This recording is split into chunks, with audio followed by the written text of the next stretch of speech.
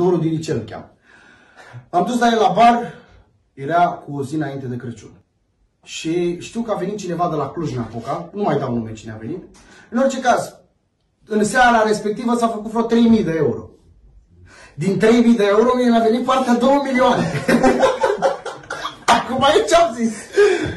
Mă luam cu băiatul ăla și spuneam, băi Dorule, dă-ne mă banii. Dar auzi, păi a venit, băiatul ăla a venit după mine, a venit după tine. Ce vorbea, știi? Acum, să vorbesc așa pe scurt, toată povestea asta să vă povestesc pe scurt, la 4 zile diferență a fost Crăciunul. Crăciunul, pe bune. Ne-am apucat să cântăm, vă jur pe viața mea, dita mai restaurantul mă mare, erau oameni până aici, până lângă noi, lângă formație. Oameni mulți rău.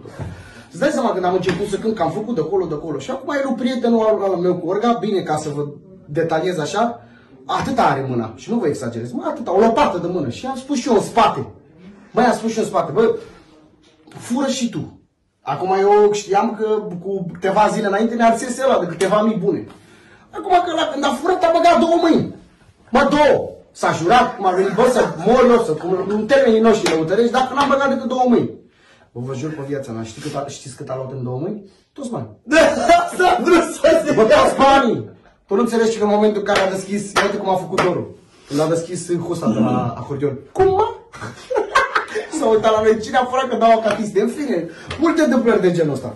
Bă, sunt lucruri foarte interesante. Bă, să știi că le-am trăit pe toate. Adică am trecut prin toate etapele astea. Rămâi cu amintiri. Unele plăcutele, unele neplăcute, dar